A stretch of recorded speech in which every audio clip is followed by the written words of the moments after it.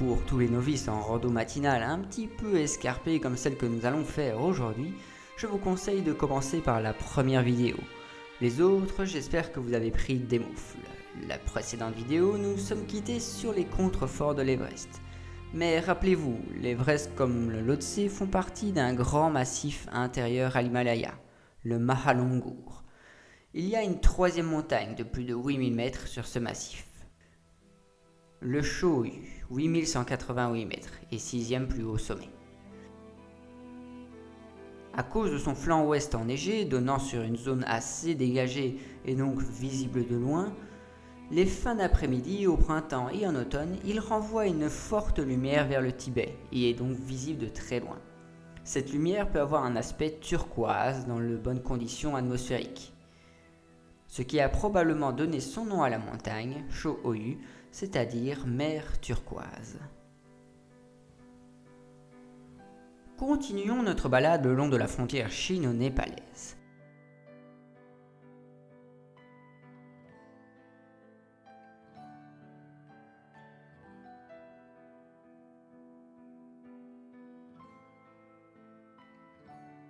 Ici, on descend dans une vallée proche de la ville de Nialam. Cette vallée est traversée par la route trans-himalayenne qui relie Katmandou et Lhasa. Mais pas le temps de se reposer, repartons tout de suite dans les hauteurs himalayennes avec le mont Shishapangma, qui est le petit dernier de la grande famille des 8000 mètres.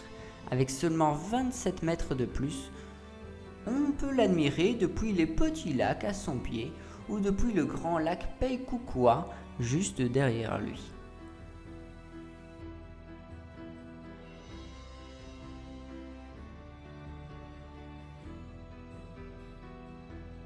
Il s'agit du 8000 mètres le plus facile à atteindre selon de nombreux alpinistes. C'est également la plus grosse montagne la plus proche de la capitale népalaise, Katmandou. C'est ici qu'arrivent généralement les alpinistes pour l'Everest, Kanchenjunga, Shishapangma et quelques autres vers lesquels nous nous dirigeons.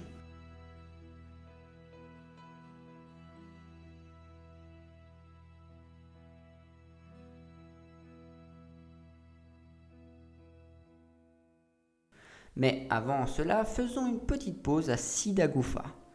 C'est ici que se trouve une grotte de tout de même 50 km de dédale souterrain. Bon, on va continuer dans les montagnes, c'est plus joli en vue d'oiseaux tout de même.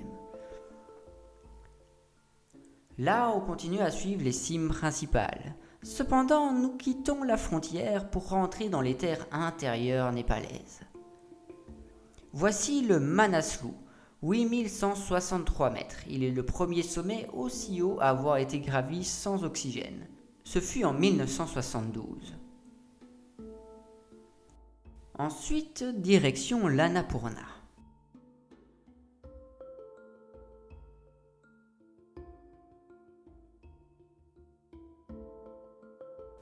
Et nous voilà au sommet. Profitez bien car seulement 191 personnes ont réussi à le gravir. L'Annapurna est considérée par la communauté des alpinistes comme la plus difficile des ascensions du monde, loin devant l'Everest. Car la montagne possède des pentes bien plus escarpées que la moyenne, de nombreuses failles bloquant certains passages, et est située dans une zone régulièrement frappée par de violentes tempêtes entraînant des avalanches. On compte un taux d'abandon de 30%. Et une mortalité de 32%. Elle est d'ailleurs souvent renommée la faucheuse de l'Himalaya. Paradoxalement, sur le podium des 10 plus hauts sommets, c'est la première à avoir été gravie en 1950 par deux Français.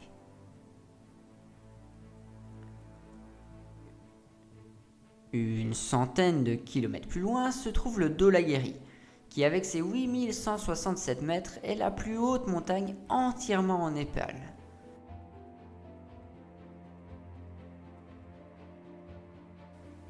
Nous survolons maintenant la province du Far West népalais. Et nous arrivons au tripoint entre Chine, Inde et Népal, plus ou moins au niveau de cette montagne, le Guenamantalushan, que l'on peut observer depuis le grand lac tibétain de Napam.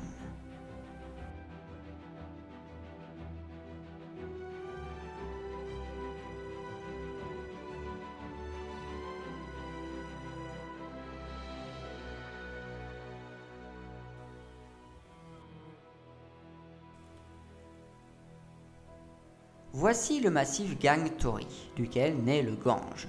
Ce qui est intéressant, c'est qu'en général, une chaîne de montagnes sépare deux bassins fluviaux.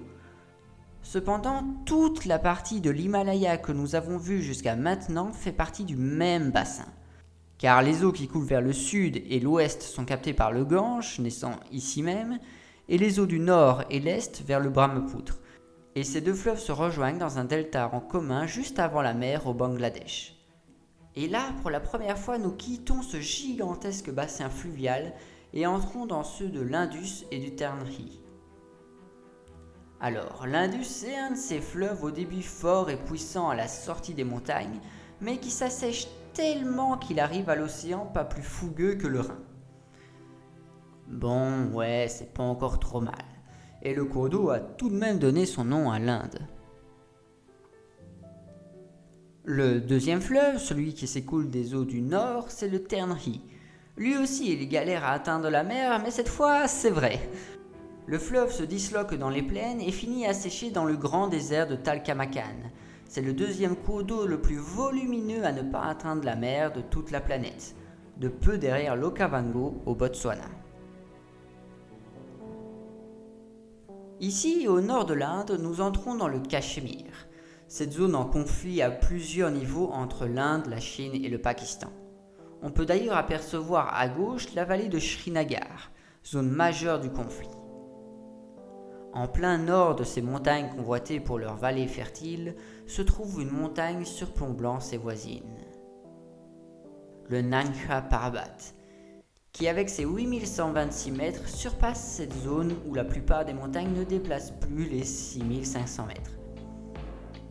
Il s'agit ici du dernier des 8000 mètres de la chaîne himalayenne, et qui au passage en délimite la partie ouest. Après elle, les montagnes s'affaissent peu à peu. Au sud par un dégradé de petites collines jusqu'à Islamabad au Pakistan, à l'est par le plateau tibétain, une grande zone plate, entre deux grands guillemets, surélevée à 4000 mètres de haut. À l'ouest, les monts enneigés laissent leur place aux monts rocheux de l'Hindu Kush, s'étendant plus ou moins dans la continuité entre le Pakistan, l'Iran et l'Afghanistan. Au nord, que se passe-t-il au nord ? Allons voir ensemble.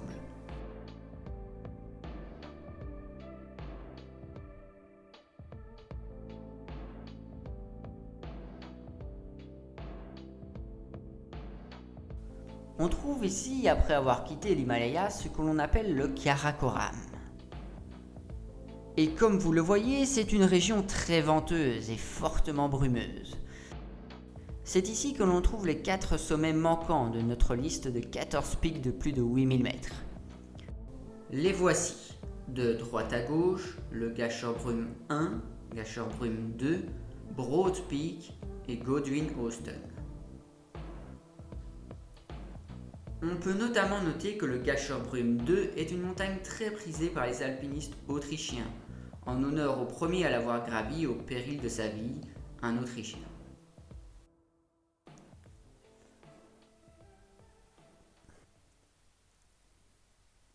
Par contre, le Godwin Austen, vous le connaissez sûrement, car vous l'avez peut-être remarqué que l'on a parcouru tout l'Himalaya sans croiser la deuxième plus haute montagne, le K2.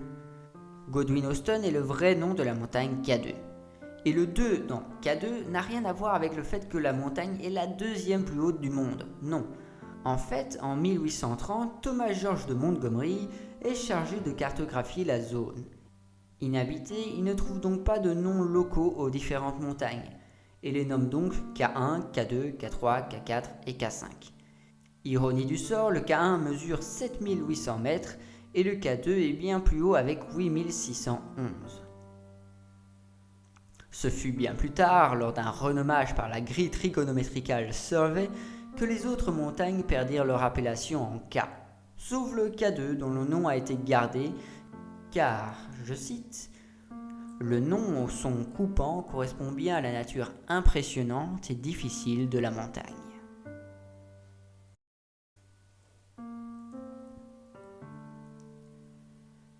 Nous avons parcouru 5000 km, en survolant bien sûr, ce qui est bien plus simple qu'en escaladant réellement. Il faut savoir que c'est un défi qui existe dans le monde fou des alpinistes. Traverser l'Himalaya, généralement du K2 au Kanchenjunga, sans nécessairement gravir chaque sommet, mais en restant néanmoins proche de la frontière. Seule une vingtaine de personnes y sont parvenues.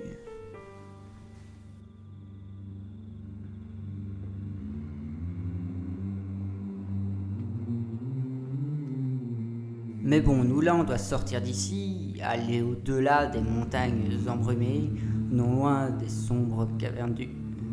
Ah, attendez. Ah oui. Au-delà des montagnes embrumées, non loin des sombres cavernes du passé, dans l'aube bleutée,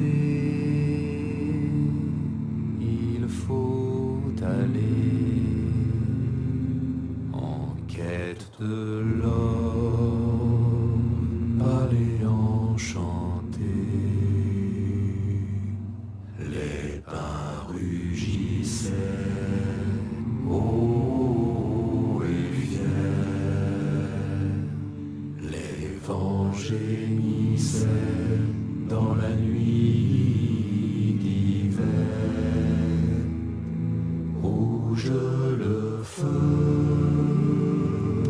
sur 1000 lieues, flambaient les arbres, torches de